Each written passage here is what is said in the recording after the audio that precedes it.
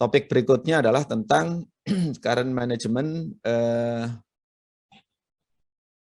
of hemorrhagic stroke, neurointerventional approach. Nah, ya, Dr. Fritz sudah bisa melihat slide saya ya. Aman, Dr. Firdaus, aman. Baik, terima kasih. Kalau Dr. Fritz bisa, ini bisa dilihat di YouTube juga. Baik, terima kasih. Jadi tadi disampaikan Dr. Fritz bahwa stroke itu sebagian besar, 88% adalah stroke iskemik. Tetapi jangan lupa sisanya yang 12% itu adalah stroke perdarahan yang justru angka kematian dan kecacatannya paling tinggi.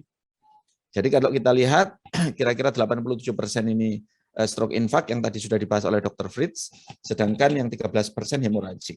Nah, dari yang hemorragik ini kita bagi lagi menjadi subarachnoid hemorrhage dan intracerebral hemorrhage. Subarachnoid hemorrhage sebagian besar 85% disebabkan oleh aneurisma, kemudian sisanya oleh penyebab lain, sedangkan intracerebral hemorrhage 70% oleh hipertensi dan sisanya oleh penyebab lain. Di Indonesia, ini stroke registry sudah lama sekali, tahun 2004, dikatakan bahwa ischemic stroke 67%, hemorrhagic stroke 32%. Ini adalah hospital based data, sedangkan yang ini adalah population based. Nah, berbicara tentang stroke perdarahan ya, maka kalau kita lihat ini di Surabaya tahun 2014 Rumah Sakit Dr. Sutomo ada sekitar hampir 600 perdarahan ya. Dan 75% adalah intracerebral hemorrhage, SAH 15%. Tapi kita lihat angka kematian akibat SAH jumlahnya lebih sedikit tetapi mortalitasnya jauh lebih tinggi yaitu 58%. Sedangkan intracerebral hemorrhage 75% juga masih tinggi, mendekati 50%. Artinya apa? Secara umum 1 di antara 2 pasien itu akan meninggal dunia akibat stroke perdarahan. Karena itu kenapa pada stroke perdarahan ini kita harus agresif untuk menurunkan angka kematian dan kecacatan. Ini adalah penyebab dari perdarahan. Kalau kita lihat sebagian besar 70% penyebabnya adalah hemodinamik faktor yaitu hipertensi. Tapi jangan dilupakan 30% ada penyebab-penyebab lain yang mungkin bisa dicegah atau bisa dilakukan treatment selain melakukan treatment pada hipertensinya. Apa itu? Kita lihat faktor struktural ada arteriovenous malformation, aneurysm, dural arteriovenous fistula dan sebagainya. Nanti akan saya berikan contohnya. Jadi kalau Anda menghadapi pasien hemorrhagic stroke di UGD, maka Anda harus melakukan identifikasi faktor-faktor penyebab dari hemorrhagic stroke. Jangan hanya berhenti pada CT scan, dirawat, diserap, dipulangkan. Tapi kita tidak mencari apa etiologinya. Maka untuk mencari etiologinya kita memerlukan neurovascular imaging, mulai dari yang paling sederhana sampai yang paling canggih, tadi disampaikan Dr. Fritz, gold standarnya adalah digital subtraction angiography. Nah, dari neurovascular imaging ini baru kita akan menemukan faktor-faktor itu atau kelainan-kelainan. Tanpa melakukan neurovascular imaging, mustahil kita akan menemukan kelainan-kelainan yang menjadi penyebab daripada AVM. Daripada malformasi vaskuler dan gangguan pada vaskuler. Misalnya ini seperti AVM, aneurisma, atau dural fistula. Setelah kita temukan penyebabnya, maka bisa kita lakukan treatment, yaitu neurointerventional procedure. Jadi ini adalah, yang biru ini adalah tindakan-tindakan neurointervensi yang dilakukan pada stroke perdarahan. Sedangkan yang lain itu pada non-perdarahan. Jadi cukup banyak, misalnya cerebral spinal AVM, aneurisma cerebral, vasospasme pada SAH, dural arteriovenous fistula, vascular malformation, cerebral venous thrombosis, dan sebagainya. Jadi yang biru ini merupakan prosedur yang bisa kita kerjakan pada stroke perdarahan. Di Rumah Sakit Dr. Sutomo, kita lihat ini adalah pathway kita. Kalau ada pasien SAH, di UGD sudah kita lakukan CT angiografi. Ada atau tidak vascular malformation. Kalau ada, maka dilanjutkan dengan prosedur neurointervensi, misalnya ditemukan aneurisma. Kalau tidak ada, maka medical management. ICH, maka untuk SICH score namanya, kita akan menghitung dari CT scan. Kalau skornya 3 atau lebih, maka kita akan lanjutkan dengan CT angiografi, kemudian kita lanjutkan dengan neurointerventional prosedur. Kalau kurang dari 3, biasanya kita lakukan medical management. Ini adalah pathway yang ada di tempat kita. Nah, apa itu SICH score? Jadi saya kira dokter-dokter UGD atau neurologis yang menemukan perdarahan hanya dari CT scan, maka bisa menghitung SICH score ini. Ini merupakan secondary intracerebral hemorrhage untuk menentukan adanya faktor struktural sangat tinggi sensitivitasnya dan spesifitasnya, sangat membantu kita. Kapan kita akan merujuk pasien yang CT scan tanpa CT scan plain itu untuk CT MRI atau DSA. Jadi ini merupakan salah satu modalitas screening kita. Kalau 3 atau lebih maka kita kirim untuk CT MRI atau DSA. Kalau skornya 3, 18,5% ada kemungkinan kelainan vaskuler. Kalau 4, 39%. Kalau 5, kalau 6, 100% ditemukan kelainan vaskuler. Sudah divalidasi dan nilainya hampir sama. Dan ini adalah kelainan-kelainan vaskuler yang ditemukan. Dan ini adalah bagaimana cara kita menghitung SICH score. Kalau pada CT scan-nya ya kita menemukan adanya misalnya seperti ini venous attenuation, adanya kalsifikasi, maka nilainya 2. Ya, kalau perdarahannya itu ada di batang otak, perdarahannya ada di subkortikal, ganglionik, itu skornya 0. Tapi kalau tidak masuk yang kedua dan tidak masuk yang 0 ini, maka skornya adalah 1. Usia juga begitu. Semakin muda usianya, semakin tinggi skornya. Wanita lebih banyak mendapatkan malformasi vaskuler daripada laki-laki. Dan kalau tidak ada hipertensi, maka nilainya 1. Itu berarti mengindikasikan kemungkinan kelainan vaskuler.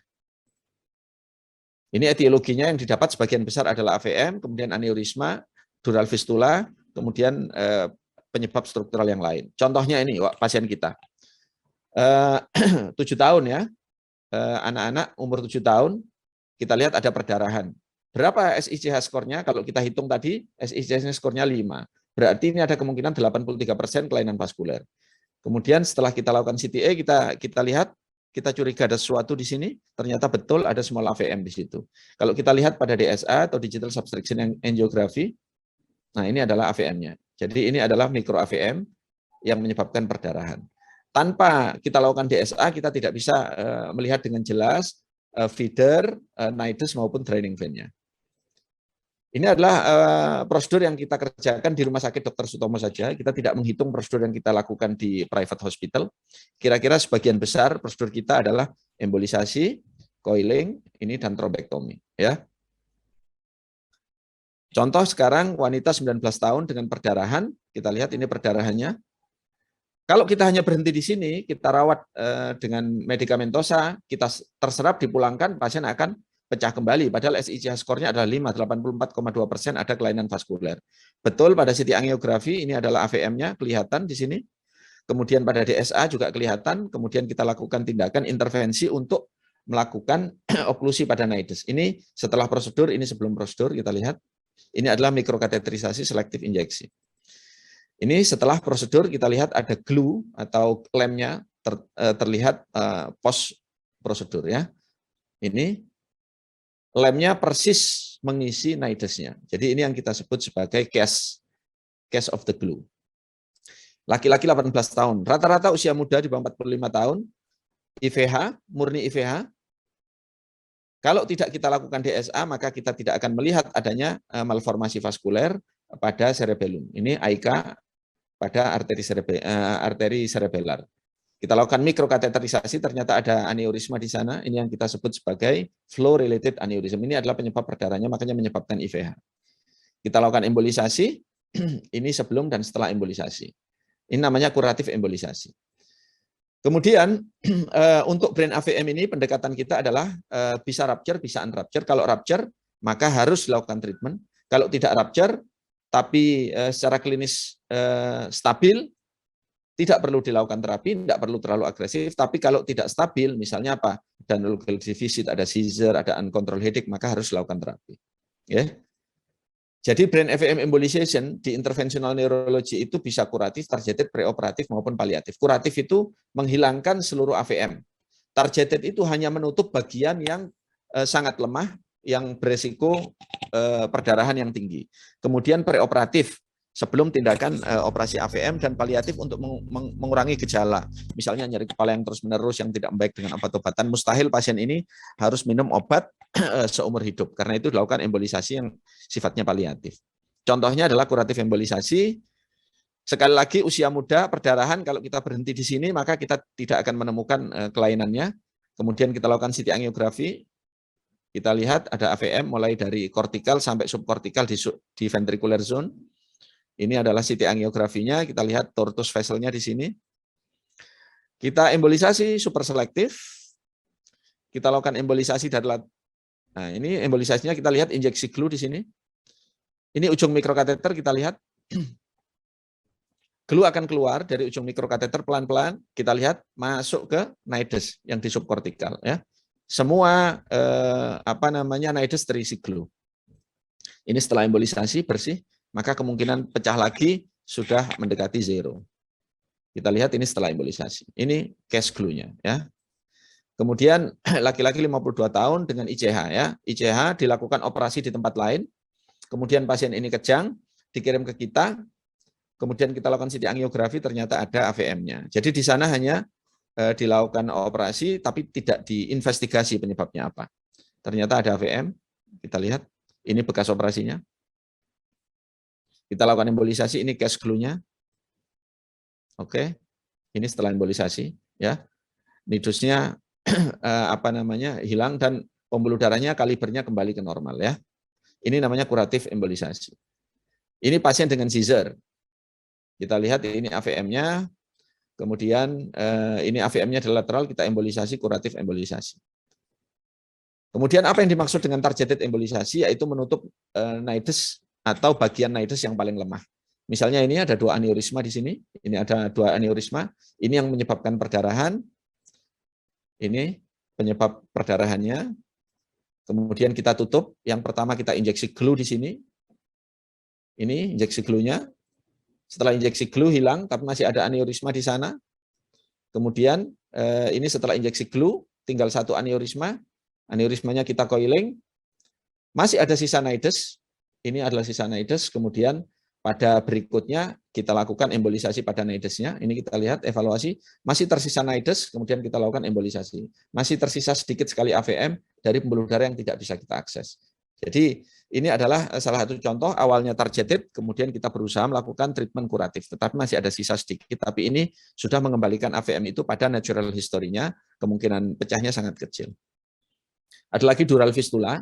Dural fistula ini adalah koneksi abnormal antara cortical vein, antara arteri dengan sinus di sana, sehingga menyebabkan peningkatan tinggi di cortical vein yang menyebabkan perdarahan. Ini salah satu contohnya. Pasien ini kita injeksi eksternal karotis arteri, kemudian kita lihat adanya cortical vein yang menuju sinus, ini penyebab perdarahannya. Kita embolisasi bersih, atau dural fistula yang lebih besar, ini pasien kita lihat kita injeksi kombinasi glue dengan squid, ini kita lihat ini area fistula yang kita tutup ya, seperti badik ya, persis seperti area ini. Oke, bagaimana dengan SAH? Setelah kita membahas tentang AVM, SAH ini penyebab tertinggi dari angka kematian stroke perdarahan. Ada 3 tipe, ada yang diffuse, ada yang perimesencefalik di sekitar mesencephalon, ada yang sulcal hanya di sekitar sulcus. Ini yang merupakan penyebabnya aneurisma, yaitu diffuse.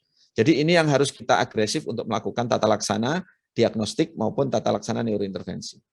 Ini pasien kita ini sampai tahun 2014 ini ya, 191. Sebagian besar meninggal, 49%, dan kita lihat sebagian besar adalah grade 4. Angka kematiannya sangat tinggi grade 4 ini, karena survival rate-nya hanya 20%. Sebagian besar datang dengan kesadaran menurun, dan 27% datang dengan nyeri kepala. Jadi tidak hanya nyeri kepala, tetapi kesadaran menurun, sebagian besar datang ke rumah sakit karena kesadaran menurun. Dan sebagian besar, kita lihat 62% usianya 46 sampai 65 tahun. Sebagian besar kita lakukan tindakan neurointervensi 91% dengan coiling. Coiling adalah memasukkan kateter ke dalam pembuluh darah, kemudian memasukkan coil ke dalam kantong aneurismanya. Jadi aneurisma ini kalau rupture harus dilakukan coiling. Kalau unrupture tunggu dulu. Kalau tidak ada hal-hal yang sifatnya spesifik jangan diotak-atik, tapi kalau ada yang sifatnya spesifik maka yang unrupture pun boleh kita lakukan treatment. Wanita 52 tahun, nyeri kepala hebat, kita lihat ada subarachnoid hemorrhage pada CT scan-nya. 3D kita lihat ada choroidal aneurysm. Kemudian kita lakukan treatment, ini sebelum, ini setelah, tertutup sudah aneurismanya, ini sebelum, ini setelah. Tapi kemudian pasiennya kesadaran menurun, ini CT scan post coiling ya. Setelah kira-kira 5 hari pasien kesadaran menurun setelah kita lakukan CT scan ulang ternyata ada delay cerebral infarction. Jadi pasien ini kemudian meninggal bukan karena bukan karena coiling tindakannya, tetapi karena ada delay cerebral infarction akibat vasospasme yang berat. Ini kita lihat ada perdarahan, ada ekom aneurism yang besar, ada severe vasospasm. Ini bisa menyebabkan oklusi pada arteri dan menyebabkan global iskemia yang besar pada blood vessel. Kita lihat, kemudian kita coiling, aneurismanya hilang, kita injeksi intraarterial nimodipin, sudah mulai melebar pembuluh darahnya. Ini juga pasien dengan nyeri kepala, diduga tumor cerebri. Ini blast tumornya, tapi pasien nyeri kepalanya tidak hilang. Ternyata kita lihat ada aneurisma kecil di sana. Ini aneurisma. Ini aneurisma juga. Jadi ternyata pasien ini meningioma intraventrikuler, tetapi mengalami subarachnoid hemorrhage, ya. Dan ada aneurisma yang multiple, pointing ke superior dan inferior. Kita lakukan coiling pasiennya. Pasien menghilang. Ada lagi pasien dengan SAH, double aneurism, kanan kiri kita lakukan coiling, one step. Ada lagi yang pasien juga, ya, aneurismanya 3, kita lakukan coiling aneurisma juga 1, 2, 3. Jadi pada beberapa pasien aneurisma tidak hanya 2, tetapi bisa multiple, lebih dari 2. Pada kondisi yang sulit, maka kita bisa melakukan stent assisted coiling seperti pada pasien ini, kita pasang stent dulu, baru kemudian kita coil. Dalam kondisi pembuluh darahnya sangat kecil, tidak mungkin kita pasang stent, ada manuver lain, kita pasang wire di sana, kemudian kita proteksi, kemudian kita lakukan coiling. Ini kita sebut sebagai wire assisted coil. Ini kita buat dengan berbagai macam variasi. Jadi talking point-nya adalah yang pertama, tidak semua hemorrhagic stroke itu sama. Kemudian membedakan subtipe dari hemorrhagic stroke sangat penting. Jadi kalau ada subtipe stroke iskemia, stroke infark, ada juga subtipe stroke hemorrhagic. Jadi tidak hanya medical management, mencari penyebab dan etiologi dari hemorrhagic stroke ini harus dilakukan setelah terapi fase akut. Kemudian interventional neurology saat ini memiliki peran yang sangat besar untuk prevensi dan treatment hemorrhagic stroke. Jadi kalau teman-teman dan sahabat sekalian ingin tahu bagaimana indikasi dan bagaimana sebenarnya prosedur-prosedur neurointervensi itu kita kerjakan, kita sudah punya konsensus nasional neurointervensi.